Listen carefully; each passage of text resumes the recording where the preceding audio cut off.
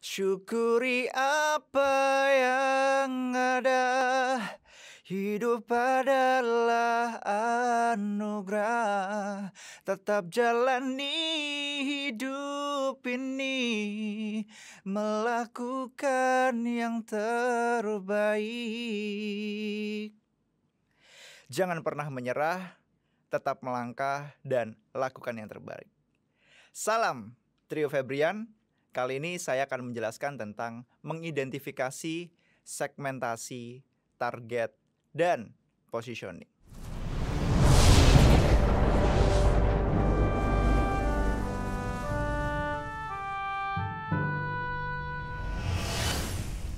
Kemarin kita sudah membahas tentang berbagai hal, terutama tentang segmentasi pasar dan kemudian era-era sebelumnya.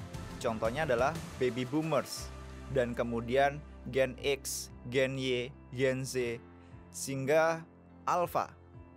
Dan berikutnya sekarang mengapa sih kita perlu segmentasi pasar?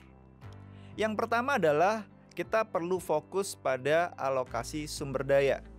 Karena tidak mungkin perusahaan melayani seluruh wilayah di Indonesia maupun di seluruh dunia. Dan berikutnya yaitu menentukan strategi dan taktik. Jadi bagaimana perusahaan bisa menentukan seperti apa bauran pemasarannya, kemudian seperti apa differentiation-nya dan lain sebagainya. Dan berikutnya yaitu faktor kunci mengalahkan pesaing. Jadi perusahaan perlu melihat terlebih dahulu seperti apa keunggulan bersaing di perusahaan tersebut. Berikutnya kita membahas tentang segmenting lebih dalam. Yang pertama kita bahas dulu tentang definisi segmenting. Segmenting yaitu proses pembagian pasar ke dalam kelompok pembeli dengan kebutuhan karakteristik atau perilaku yang berbeda yang membutuhkan produk atau bauran pemasaran tersendiri. Ini pendapat dari Philip Kotler. Dan berikutnya pendapat dari Hermawan Kertajaya, yaitu proses membagi pasar menjadi segmen-segmen yang kecil berdasarkan karakteristik sebagai dan serupa dari perilaku pelanggan dan kemudian menentukan segmen-segmen mana yang mau dilayani. Berikutnya kita bahas lebih detail lagi seperti apa dasar-dasar segmentasi. Yang pertama kita bahas dulu segmentasi pasar secara statis. Yang pertama yaitu secara geografis. Jadi geografis yaitu proses membagi atau mengelompokkan pasar berdasarkan unit-unit geografis seperti wilayah, negara, kemudian kota, dan lain sebagainya.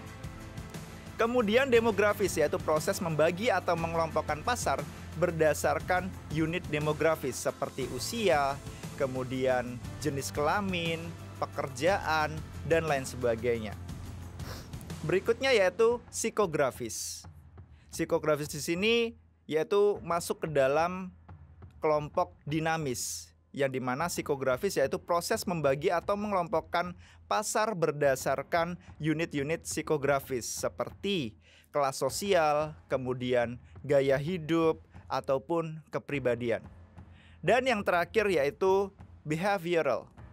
Behavioral di sini yaitu proses membagi atau mengkelompokkan pasar berdasarkan unit perilaku seperti tingkat pengetahuan pasar, kemudian sikap, kemudian tingkat penggunaan, dan lain sebagainya. Dan ada unit yang terkecil lagi yaitu individual, yang dimana individual ini langsung menyasar ke konsumen itu sendiri. Segmentasi yang efektif, yang pertama kita perlu melihat seperti apa segmen-segmen yang menguntungkan untuk perusahaan.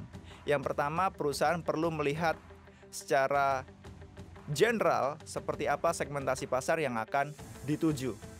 Segmentasi yang efektif yaitu measurable, dapat diukur. Jadi segmen harus mudah diukur seperti daya beli, kemudian konsumen berdasarkan harga, dan lain sebagainya. Kemudian substansial. Jadi di sini substansial yaitu segmen yang pasarnya harus besar dan menguntungkan. Tidak mungkin perusahaan memilih pasar yang kecil dan tidak menguntungkan. Jadi di sini bagaimana peranan perusahaan untuk melihat seperti apa pasarnya, apakah ini menguntungkan atau tidak. Dan berikutnya accessible. Apakah segmen ini bisa diakses? Jadi ketika perusahaan ingin menyasar satu segmen, jadi perusahaan bisa menyasar ke kota ataupun ke individu tersebut. Dan kemudian diferensial. Jadi di sini segmen pasar harus merespons secara berbeda-beda tergantung dari apa yang ditawarkan oleh perusahaan. Dan berikutnya yaitu actionable. Jadi di sini segmen itu mengacu pada apa yang ingin ditawarkan oleh perusahaan. Jadi segmen ini harus menjadi acuan bagi perusahaan untuk menentukan strategi selanjutnya. Kemudian kita masuk ke targeting. Tadi kita sudah membahas tentang segmenting, sekarang kita membahas tentang targeting. Secara definisi menurut Philip Kotler, targeting yaitu proses mengevaluasi seberapa menariknya tiap-tiap segmen dan memilih salah satu atau beberapa segmen untuk dimasuki. Yang pertama kita perlu mengevaluasi segmen pasar. Jadi pertama kita lihat dulu ukuran pasarnya seperti apa. Semakin besar pasar, maka akan semakin menguntungkan bagi perusahaan. Dan berikutnya yaitu pertumbuhan pasar.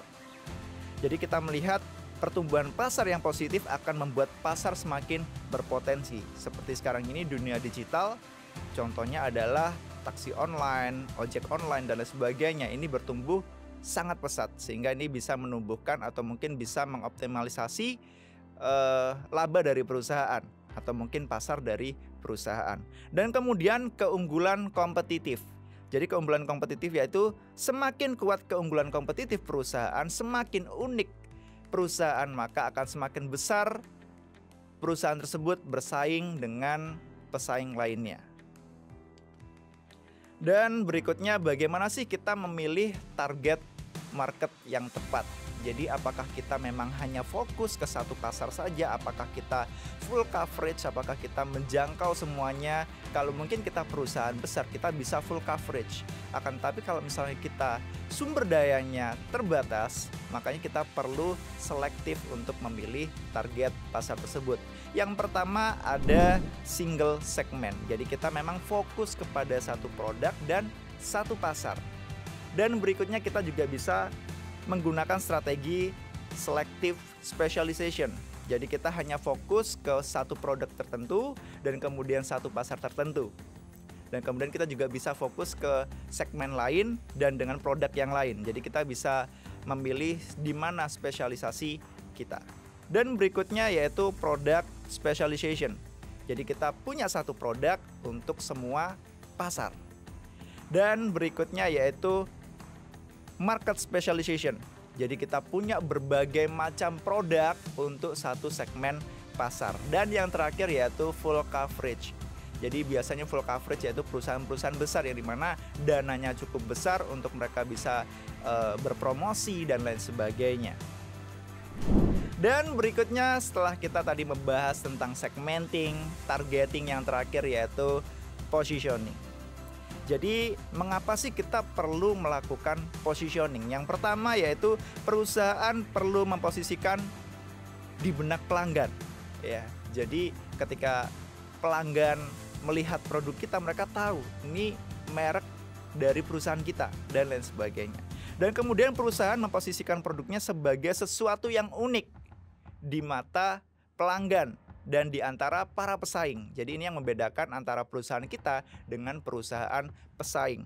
Dan kemudian menunjukkan keberadaan dan kredibilitas perusahaan kita. Jadi semakin baik perusahaan kita, semakin bagus positioningnya, maka akan semakin terlihat kredibel di mata konsumen. Jadi istilahnya positioning yaitu janji yang ditawarkan oleh perusahaan. Secara definisi menurut Philip Kotler, tindakan mendesain penawaran dan citra perusahaan sehingga perusahaan dapat berada di posisi kompetitif yang bermakna dan berbeda di benak pelanggan. Jadi kita kemarin sudah membahas tentang 4C Diamond. Jadi ada customer, ada kompetitor, kemudian ada company, dan ada change. Jadi kita juga bisa memasukkan positioning ke dalam 4C Diamond. Yang pertama, Kita ingin terlihat seperti apa di depan konsumen kita. Makanya kita perlu membuat sesuatu yang unik di mata konsumen kita. Dan kita perlu memberikan sesuatu yang istimewa di depan konsumen. Jadi kalau misalnya kita janjinya A, ya kita harus menjanjikan A. Kita harus menyediakan A, dan lain sebagainya. Dan kemudian kita masuk lagi ke kompetitor. Jadi ketika kita ingin membuat positioning, kita harus membuat positioning yang unik ya dari pesaing-pesaing yang lainnya. Dan kemudian perusahaan juga harus siap ketika mereka mengeluarkan statement bahwa mereka memposisikan diri sebagai A atau B dan lain sebagainya. Mereka harus memenuhi positioning tersebut. Karena dari awal sudah saya katakan bahwa positioning adalah janji. Dan terakhir adalah positioning harus bisa selalu berubah ya. Jadi kita tidak bisa stagnan hanya fokus pada posisi itu saja, akan tapi kita bisa berubah-ubah tergantung kondisinya. Kemarin kita change membahasnya yaitu politik, ekonomi, socioculture, dan teknologi. Akan tapi yang menjadi utama yaitu teknologi. Jadi terus berubah, makanya perusahaan juga harus bisa mengikuti perubahan tersebut. Sekian dari saya, terima kasih sudah mengikuti pelajaran ini. Semoga bermanfaat. Terima kasih.